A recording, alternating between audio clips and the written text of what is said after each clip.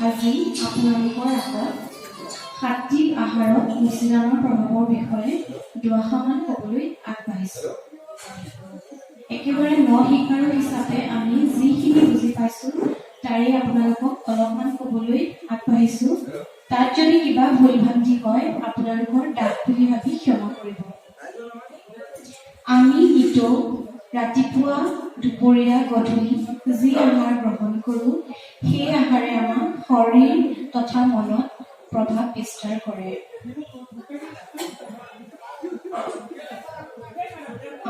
অন্ন শুদ্ধ হ'লে চিত্ত শুদ্ধ হয়, চিত্ত শুদ্ধ হ'লে স্মৃতি শক্তি প্ৰখৰ হয়। সাত্বিক আহাৰে সাত্বিক গুণ সৃষ্টি কৰে। আমি যি আহাৰ গ্ৰহণ কৰোঁ সেই আহাৰ মহাপ্ৰসাদ হিচাপে গ্ৰহণ কৰিলে সেই আহাৰৰ পৰা আমাৰ মনত ভক্তিভাৱ জন্ম হয় আৰু ঈশ্বৰৰ কৃপাদৃষ্টি লাভ কৰিব পাৰোঁ। আমাৰ দেহত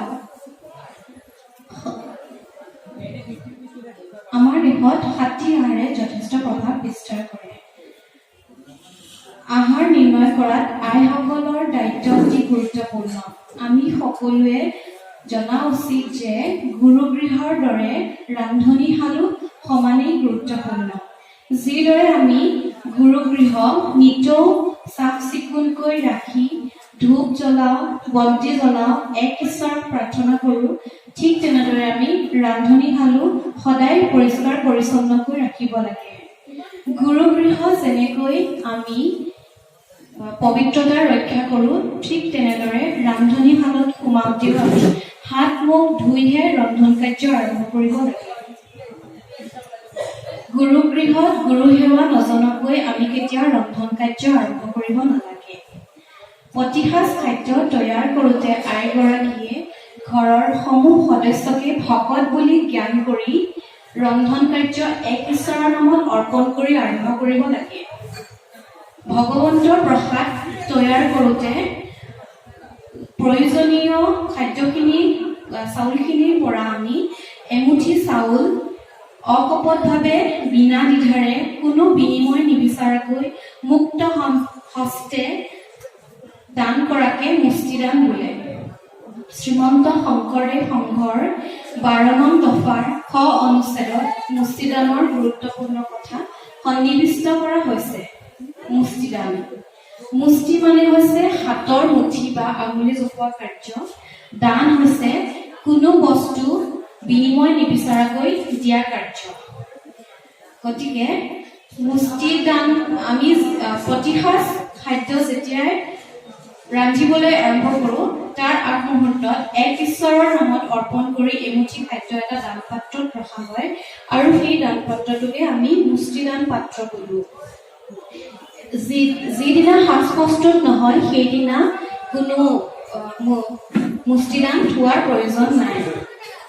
এনেকৈ এটা পাত্ৰত নিতৌ আমি দান থৈ যাব লাগে আৰু প্ৰতি দুমাহীৰ দিনা সংগীসকলে নামঘৰত সেই দান একগোট কৰি তাৰ পৰা যি পুঁজি সঞ্চয় হয় সেই পুঁজিক মুষ্টি সঞ্চয় বোলে। এই সঞ্চয়ৰ 1/4 প্ৰাথমিক শাখাত, 1/4 আঞ্চলিক শাখাত, 1/4 জিলা আৰু 1/4 কেন্দ্ৰীয় মূললৈ প্ৰেৰণ কৰা হয়। এনেদৰে প্ৰতি গৃহস্থীৰ মুষ্টিদান লাখ লাখ ভকত সেৱাত ব্যৱহাৰ কৰা হয় বাবে প্ৰতি ঘৰ গৃহস্থীৰে অন্ন শুদ্ধ হয়। আগৰ দিনত আইসকলেও এমুঠি এমুঠিকৈ মুষ্টি এটা পাত্ৰত ৰখা হৈছিল, তেতিয়া তাক মুষ্টি ভিক্ষা বুলি কোৱা হৈছিল। এই মুষ্টি ভিক্ষাৰ পৰাহে ভিক্ষাৰীক দান দিয়া হৈছিল। শ্ৰীমন্ত শংকৰদেৱ সংঘৰ কাণ্ডাৰী স্বৰূপ প্ৰাক্তন সম্পাদক হৰিপ্ৰসাদ হাজৰিকাই তেখেতৰ ভাষণত কৈছিল, আমাৰ হাতৰ মুঠিটো শংখৰ আকৃতিৰ দৰে। শংখৰ ধ্বনি যেনেকৈ যিমান দূৰলৈ বিস্তাৰিত হয় সিমান দূৰলৈ মংগল হয় বুলি প্ৰবাদ আছে। শ্ৰীকৃষ্ণৰ পাঞ্চজন্য শংখই সমস্ত জগত জিনিছিল। গতিকে শংখ আকৃতিৰ মুষ্টিদানেৰে সমস্ত জগতৰ কল্যাণ সাধিব বুলি তাত কোনো সন্দেহ নাই। এইখিনিতে এটা কাহিনী মনত পৰিছে। তেতিয়া পাণ্ডৱসকল বনবাসত আছিল। তেওঁলোকে খুজি মাগি যিখিনি পাইছিল সেইখিনিয়ে তেওঁলোকৰ মাতৃ বা দ্ৰৌপদীক প্ৰদান কৰিছিল, আৰু দ্ৰৌপদীয়ে সেইখিনি এক ঈশ্বৰক অৰ্পণ কৰি তাৰে খাদ্য প্ৰস্তুত কৰিছিল। তেনেকৈ এদিন দ্ৰৌপদীয়ে খাদ্য প্ৰস্তুত কৰাৰ পাছত সকলোকে খাদ্য দিলে আৰু নিজেও গ্ৰহণ কৰি পাত্ৰসমূহ চাফা কৰিলে।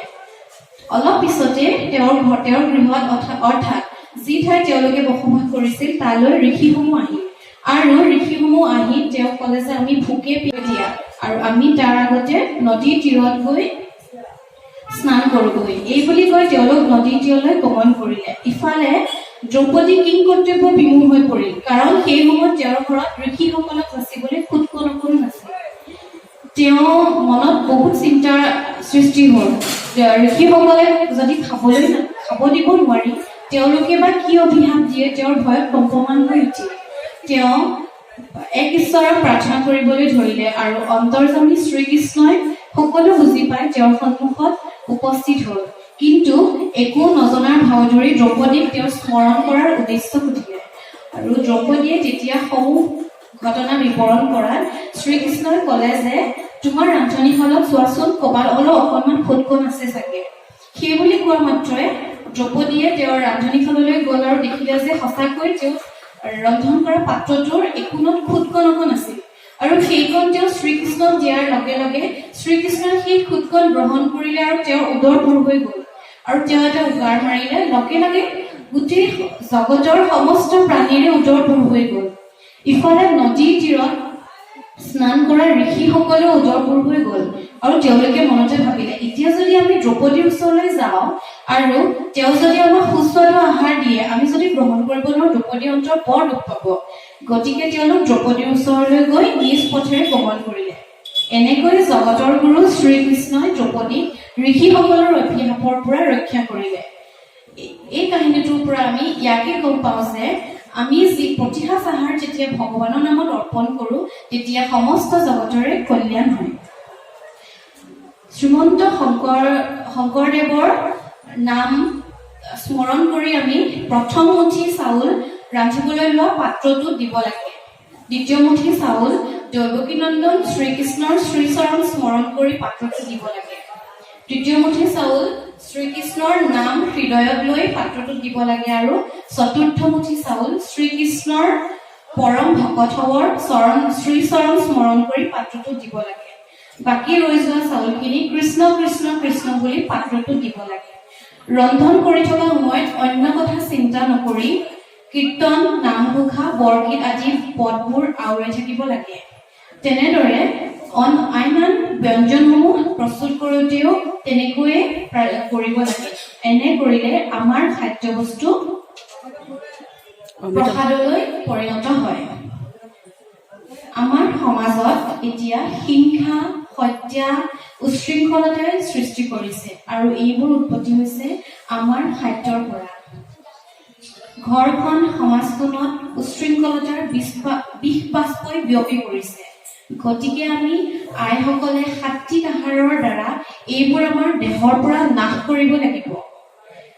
আহাৰৰ পৰা আমাৰ হাড়, মজ্জা, ৰক্ত, ব্ৰহ্ম আদিৰ উৎপত্তি হয়, আৰু এই ব্ৰহ্মই হৈছে জীৱ সৃষ্টিৰ মূল। গতিকে সাত্বিক আহাৰ গ্ৰহণ কৰা আই এগৰাকীৰ পৰা সদায় এজন সৎ চৰিত্ৰৱান সন্তানৰে জন্ম হয়। গতিকে আই সমস্ত আমি মৌ-মাখিৰ দৰে পৰিশ্ৰমী আৰু আদৰ্শৱান হ'বলৈ চেষ্টা কৰোঁ আহক।